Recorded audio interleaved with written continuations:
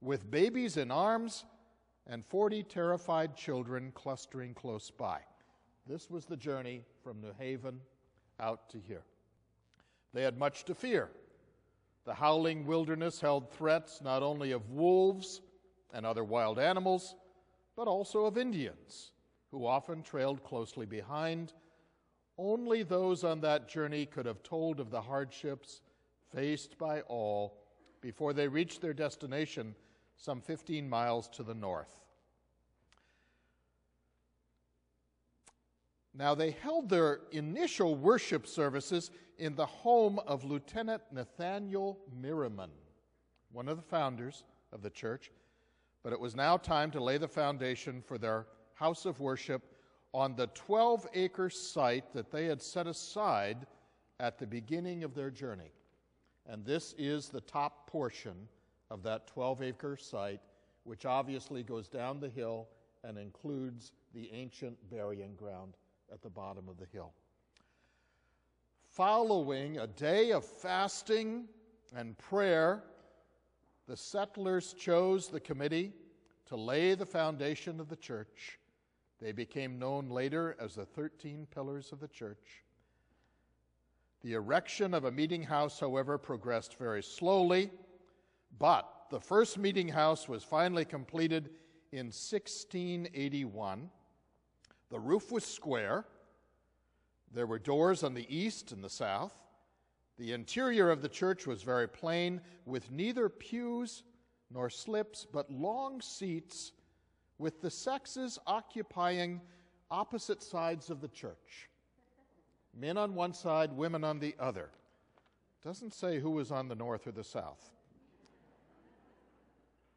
Men paced outside while each man in the meeting house carried arms in the event of an Indian attack.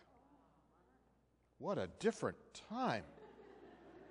In 1869, a fort was built around the house of worship for security against the Indians. And as the population and wealth increased, the house of worship grew. In 1690, they added 16 feet to its breadth. The same year, the town voted that 2 pews should be built, and the building of 2 pews was an indication of growth and even luxury.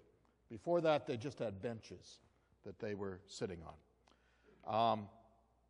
Unlike today's hour-long service, the early church had day-long services, which began on the Sabbath at 8 a.m.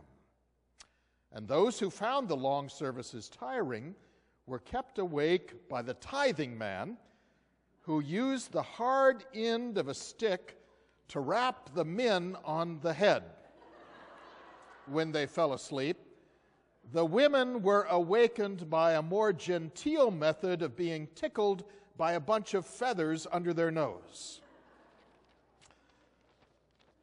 Gosh, those day-long sermons, they still fell asleep. There was no heat in the meeting house, so in bitter cold weather, the women sometimes carried foot stoves, which were little square metal boxes filled with glowing coals from the home hearth and replenished perhaps at noon from the hearthstone of the Sabbath-day houses. It was not uncommon to see men with bald spots on their heads with mittens placed thereon in order to keep their heads warm, while some carried muffs. Even the minister, whose voice was sometimes drowned out by the stamping of feet to keep warm, wore a fur skull cap, a large thick coat, and mittens of heavy wool. What a different time. Isn't that amazing? Well, it says the church continued, the town grew, and as a result, in 1717, the townsmen voted, it was a vote of the town, mind you, to build a meeting house adequate for the seating of what had now become hundreds of church members. The new edifice was a far cry from the little log meeting house originally built for the early settlers. The 3-story building was raised in 1718 on the site originally set aside for the ministry, and located in front of the present church. The new church building, which was patterned after the Guilford Church and Old South in Boston, having 2 galleries, was completed in 1720. It faced the east, and for 8 years it was devoid of a steeple. Square pews were built in the new church, and the various parishioners sat in all of these different pews. And depending upon whether you were a deacon or an office holder or a magistrate or what have you, you had certain box pews that were set aside for you. Finally, in 1728, after 65 years, the drum, which had sounded its noise in order to signal the commencement of the church worship service, was finally replaced by a bell which was hung in the church steeple. Townspeople were now scattered to the west, north, and east of the village, and the bell could be better heard by the farmers. Wow, what an amazing, amazing story, and all of the history that's transpired. If they came back now and they saw that we could simply adjust a thermostat and have heat, and if they saw these cushions in the pews, they would say, my goodness, what luxury. A remarkable journey of faith, and now instead of 1 bell in the tower, there are 14 bells in that tower. And when you consider how many lives over 335 plus years have been touched, molded, and shaped by this family of friends who work together, it is truly remarkable. Our scripture this morning asks us to do what is right and what is good, and we try to model that in the programs, the activities, the ministries of our congregation. We have been so blessed when you consider our history and the gifts that have been shared in all the years. And especially at Christmas time, when we are in here on Christmas Eve and the candles are burning and everything is decorated, I don't know about you, but I sometimes get chills. I feel the presence of all those people